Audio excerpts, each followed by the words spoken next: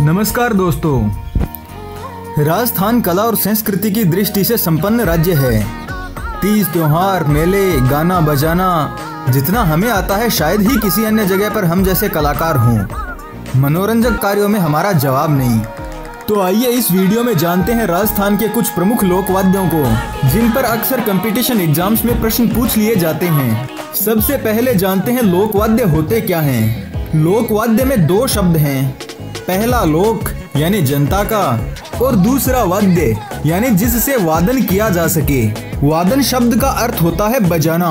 तो फिर बजाओ। तो दोस्तों, हमने जाना लोक वाद्य क्या होते हैं। अब जानते हैं कि लोक वाद्य कितने प्रकार के होते हैं। राजस्थानी लोक वाद्य यंत्रों को प्रमुख रूप से 4 हिस्सों में बांटा जा सकता है। पहला है तत्वाद्य, दूसरा है सुशिर वाद्य, तीसरा है ताल वाद्य और चौथा है घन वाद्य। तत्वाद्य वह वाद्य यंत्र होते हैं जिनमें तारों से स्वरों की उत्पत्ति होती है। सुशिर वाद्य उन यंत्रों को कहते हैं जिन्हें फूंक कर बजाया जाता है। ताल वाद्यों को अवनद्य वाद्य यंत्र भी कहते हैं। यह चमड़े से मंडे होते हैं और इन्हें पीट कर बजाया जाता है। और चौथा टाइप घन वाद्य, इन्हें भी पीट कर बजाया जाता है पर यह चमड़े के स्थान पर धातु के बने होते हैं। तो दोस्तों, अब डिटेल से जानते हैं सभी महत्वपूर्ण वाद्य यंत्रों के बारे में जो एग्जाम्स की दृष्टि से महत्वपूर्ण हैं। सबसे पहले बात करते हैं तत्वाद्य की, यानी जिनमें स्वरों की उत्पत्ति तारों से होती है। पहला तत्वाद्य है सारंगी। इसे तत्वाद्यों में सर्वश्रेष्ठ माना जाता है। यह सागवान की लकड़ी से बनाई जाती है।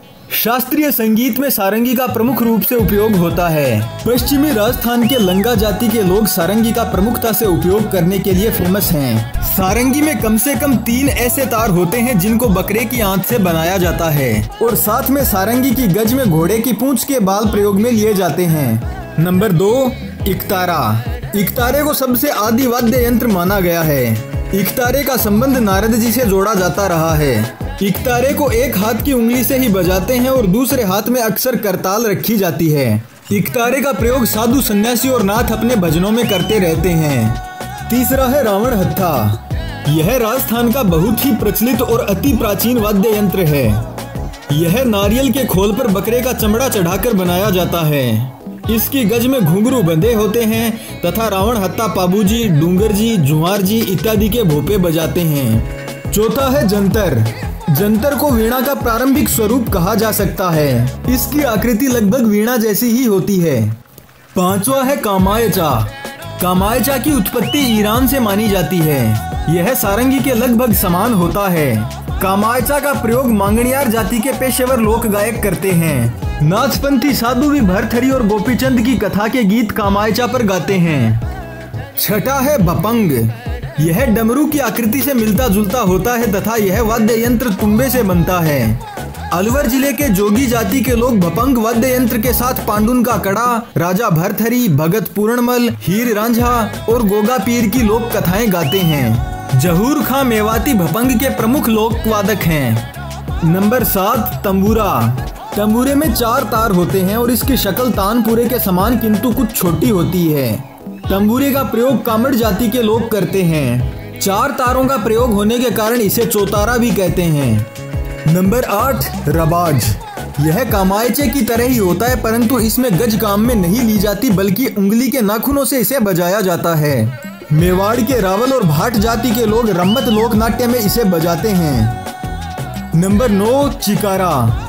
चिकारा कैर की लकड़ी से बना हुआ होता है और इसका एक सिरा प्याले के आकार का होता है। इसमें 3 तारों का प्रयोग किया जाता है।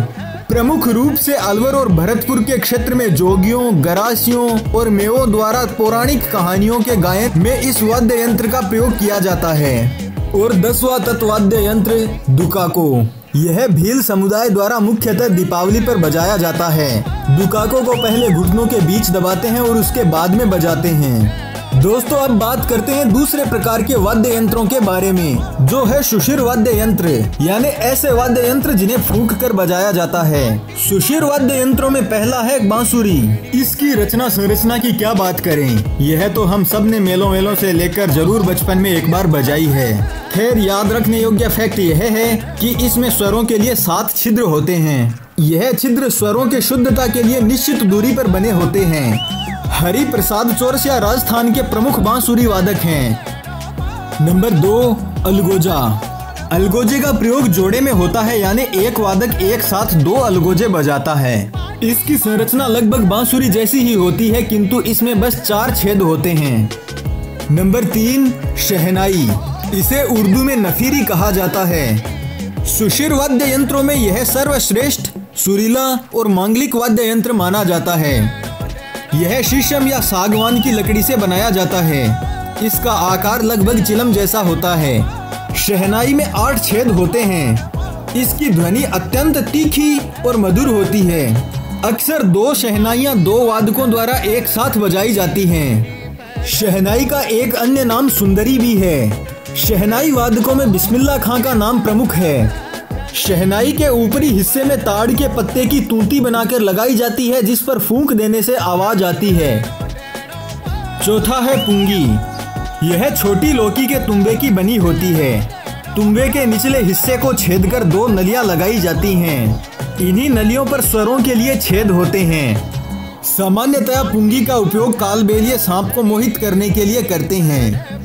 नंबर 5, मशक। यह बकरी के चमड़े की बनी होती है। इसमें 3 नलियां होती हैं। एक में मुंह से हवा भरते हैं और 2 नलियों से हवा निकलती है। इसकी आवाज भी पुंगी जैसी ही होती है। सवाई माधोपुर और अलवर के भोपे भैरू जी के गायन में अक्सर इसका उपयोग करते हैं। नंबर 6, भूंगल। भूंगल को रणभेरी भी कहा जाता है। यह मेवाड़ के भवाइयों का वाद्य यंत्र है। गांव में खेल शुरू करने से पहले जनता को एकत्र करने के लिए इसे बजाया जाता है। रणभेरी पीतल की लंबी नली की बनी होती है।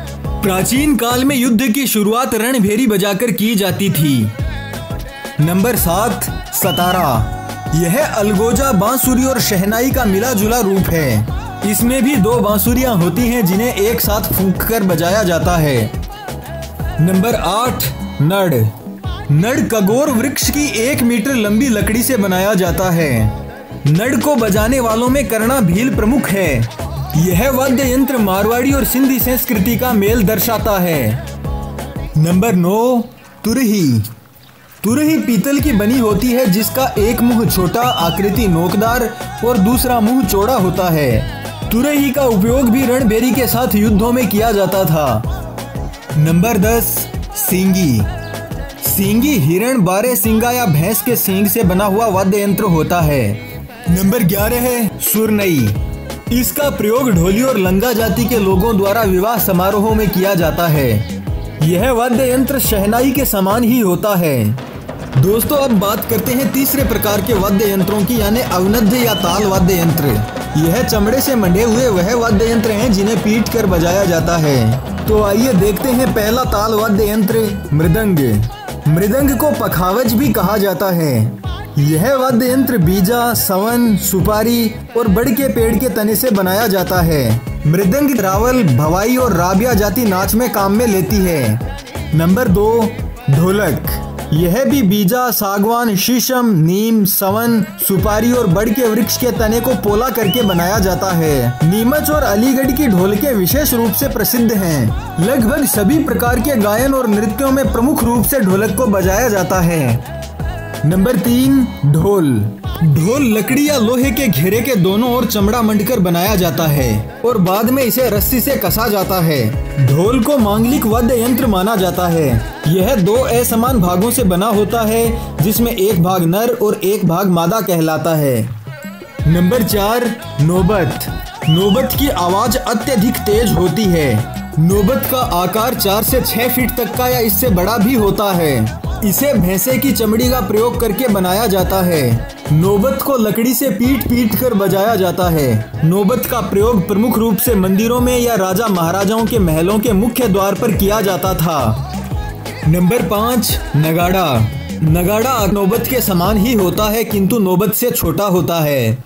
सामान्यतया 2 नगाड़े, एक छोटा और एक बड़ा, एक साथ बजाए जाते हैं। मांगलिक कार्यों में नगाड़े का प्रयोग शहनाई के साथ किया जाता है। नंबर 6, मांदल। मांदल मिट्टी का बनाया जाता है। इसे भगवान शिव और पार्वती जी का वाद्य यंत्र माना जाता है।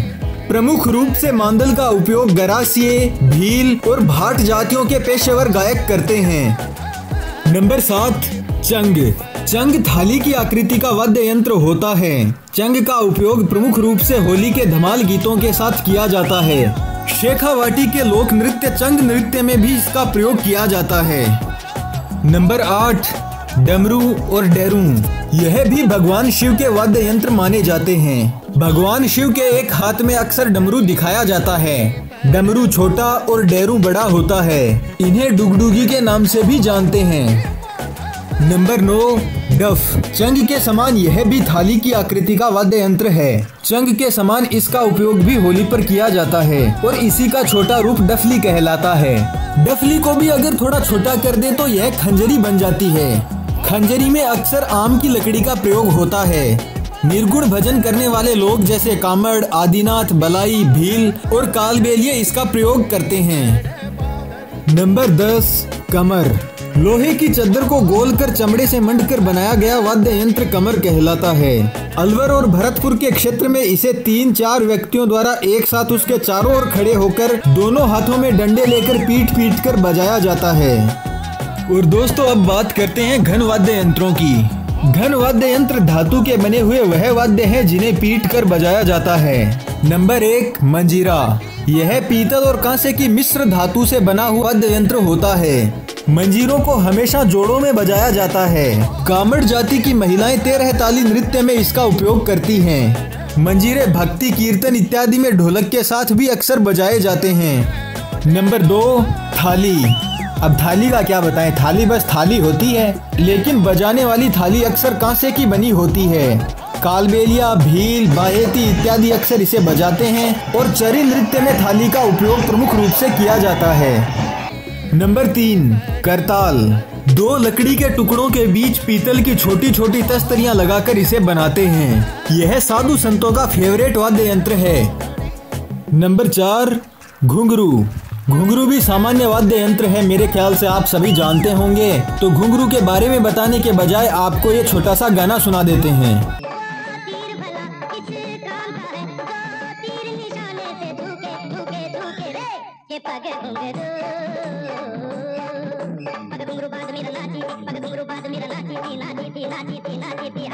नंबर 5, झांझ। अगर मंजीरे को बड़ा बना दिया जाए तो वह झांझ बन जाता है। शेखावाटी में कच्ची घोड़ी नृत्य में झांझ का उपयोग किया जाता है। नंबर 6, घंटा। अब घंटे को क्या समझाएं, बस ये याद रखना कि यह भी एक घन वाद्य यंत्र है और इसका दूसरा नाम घड़ियाल है। नंबर 7, भरनी। मिट्टी के मटके के ऊपर कांसे की प्लेट लगाकर भरनी बनाया जाता है। अलवर भरतपुर क्षेत्र में सांप काटे हुए व्यक्ति को जब मेड़ी पर ले जाया जाता है तो भरनी को बजाया जाता है। नंबर 8, रमझोल। चमड़े की पट्टी पर छोटे छोटे घुंघरू सिल लिए जाते हैं तो उसे रमझोल कहते हैं। ऐसी पट्टियां घुटनों तक दोनों पैरों पर बांधकर नृत्य किया जाता है। होली पर उदयपुर जिले के भील लोग चक्राकार नृत्यों में इसका प्रयोग करते हैं। तो दोस्तों यह थे प्रमुख राजस्थानी लोक वाद्य यंत्र। इस वीडियो के नीचे डिस्क्रिप्शन और कमेंट में राजस्थान के वाद्य यंत्रों के समस्त नोट्स डिटेल के साथ PDF में दिए गए हैं। तो आज के लिए बस इतना ही। अगर आपको वीडियो पसंद आया हो तो इसे लाइक और दोस्तों के साथ शेयर करें और स्मार्ट एजुकिंग्स को सब्सक्राइब जरूर करें।